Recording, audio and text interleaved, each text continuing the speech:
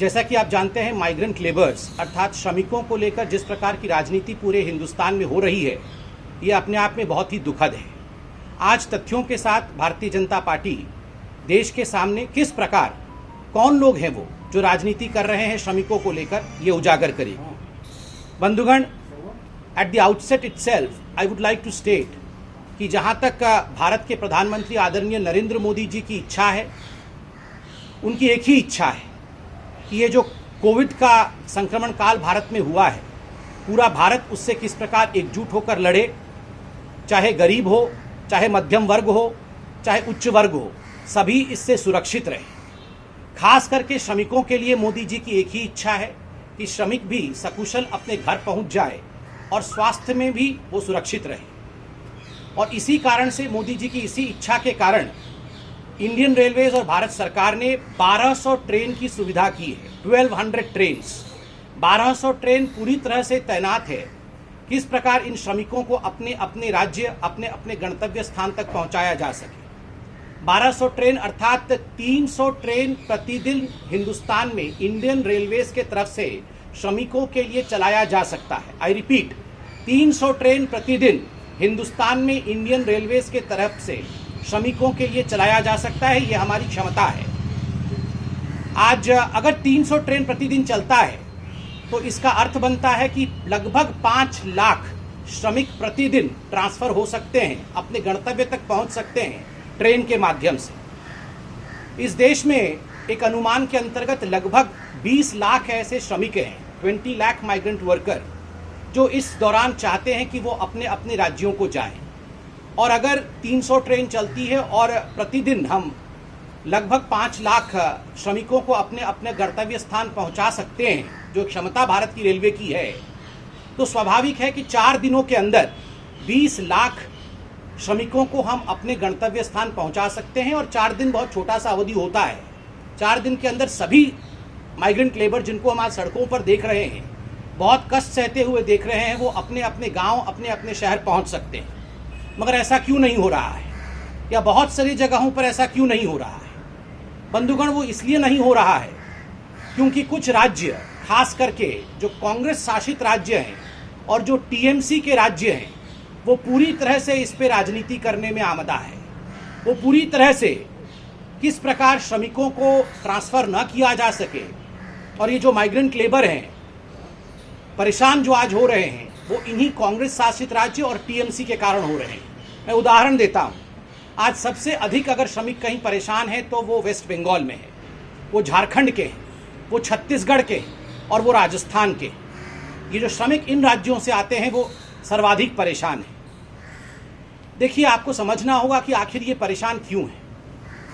किसी भी श्रमिक एक्सप्रेस ट्रेन को चलाने के लिए 2 जगह से परमिशन लेने पड़ती है। एक जो ओरिजिनेटिंग राज्य होता है, जिस राज्य से ये ट्रेन चलेगा उस राज्य का परमिशन चाहिए, और जिस राज्य को ये ट्रेन जाना है, जो गंतव्य स्थान है, जो कल्मिनेटिंग पॉइंट है श्रमिकों का, उस राज्य से भी परमिशन लेना पड़ेगा।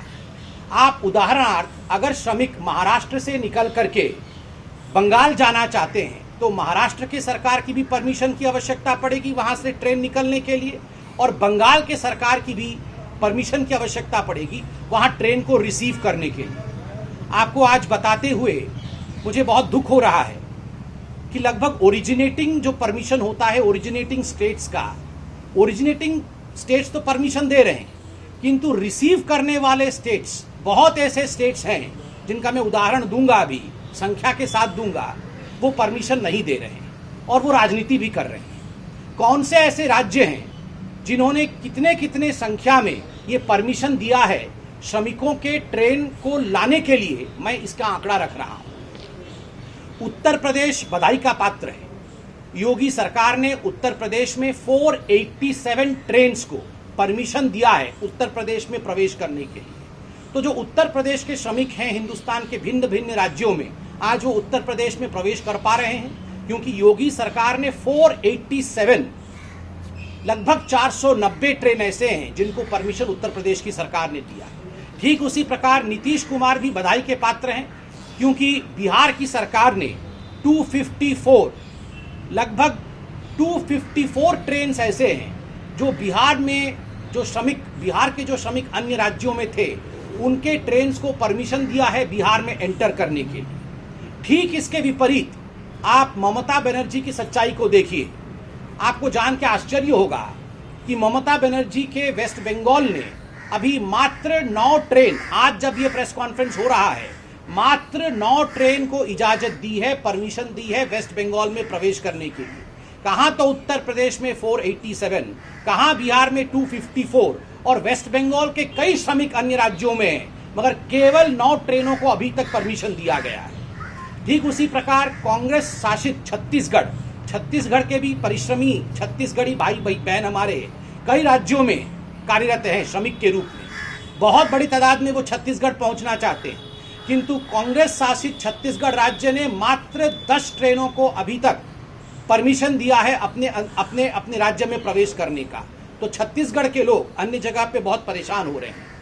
ठीक उसी प्रकार आप देखिएगा कि झारखंड, जहां एक मिलित सरकार है और कांग्रेस भी उसमें सपोर्ट कर रही है, झारखंड में मात्र बहुत सारे हमारे झारखंड के मेहनतकश लोग जो श्रमिक हैं वो पूरे हिंदुस्तान में, बिहार और झारखंड के अधिकांश लोग हैं, यूपी, बिहार और झारखंड के, किंतु मात्र 48 ट्रेन झारखंड में प्रवेश करने का झारखंड सरकार ने अभी तक परमिशन दिया है। यह दिखाता है कि किस प्रकार का एक वैमनस्य अपने ही लोगों के लिए अपने ही राज्य की सरकार कर रही है। मैं आज सवाल पूछना चाहता हूं भाजपा की तरफ से, आदरणीय सोनिया जी और आदरणीय ममता बनर्जी, आप इस पूरे विषय को लेकर आपके प्रवक्ता, आपके नेता प्रखरता के साथ राजनीति कर रहे हैं, इतने प्रेस कॉन्फ्रेंसेस, इतनी बाइट कर रहे हैं, किंतु परमिशन क्यों नहीं दे रहे हैं? आपकी जो राज्य सरकारें हैं वो अपने श्रमिकों को लाने की ट्रेन्स की, जो श्रमिक एक्सप्रेस ट्रेन है, उसकी परमिशन क्यों नहीं दे रहे? एमएचए द्वारा चिट्ठी लिखे जाने के बावजूद, पीयूष गोयल रेल मंत्री के फोन करने के बावजूद, वहां से चिट्ठी जाने के बावजूद, उसके बावजूद भी ममता सरकार एक तरह से इस पर कोई कार्यवाही नहीं कर रही और सोनिया जी भी इस पर कोई कार्यवाही नहीं कर रही। दुखद है कि जो तस्वीर आज हम सड़कों पर श्रमिकों की देख रहे हैं वो इसी का नतीजा है।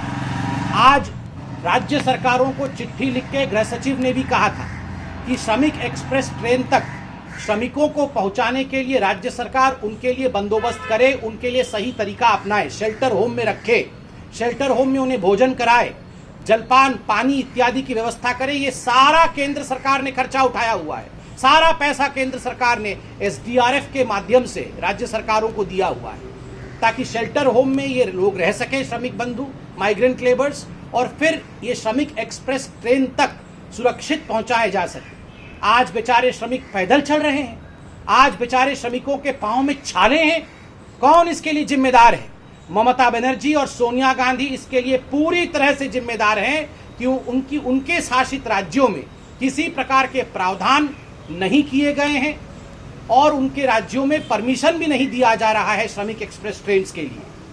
बंधुगण, आज ये कहना अतिशयोक्ति नहीं होगा, it will not be, I would say, wrong to say today that these states, certain states like West Bengal and some Congress ruled states have disowned their own migrant laborers. आज कुछ राज्यों ने अपने ही माइग्रेंट लेबर्स को, अपने श्रमिकों को एक तरह से पराया कर दिया है, उनसे हाथ खींच लिया है। आपको जान के आश्चर्य होगा कि जहां तक टीएमसी है वह इसमें भी एक कम्युनल एंगल देख रही है श्रमिकों को लाने में। अजमेर दरगाह से ट्रेन करके वहां से श्रमिकों को ले आती है। जो बंगाल के लोग अजमेर दरगाह में फंसे थे, वहां से तत्कालीन परमिशन देके ट्रेन करके अजमेर दरगाह से लोगों को ले आती है, किंतु बाकी जो बंगाल के लोग अन्य जगहों में फंसे हुए हैं वहां से एक भी ट्रेन नहीं चलती है। और सबसे बड़ा उदाहरण है कि बंगाल के सर्वाधिक श्रमिक किसी राज्य में पूरे हिंदुस्तान में है तो वो महाराष्ट्र में।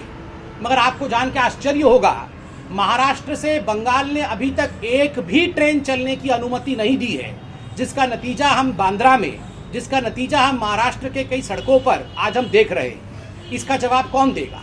ममता बनर्जी जी को तुरंत प्रेस के सामने आकर न केवल बंगालियों से पूरे हिंदुस्तान में क्षमा मांगनी चाहिए, अपितु इस प्रकार के एक कम्युनल कलर से ये जो रिलीफ पहुंचाने की वो प्रयत्न कर रही है उस पर भी जवाब देना चाहिए।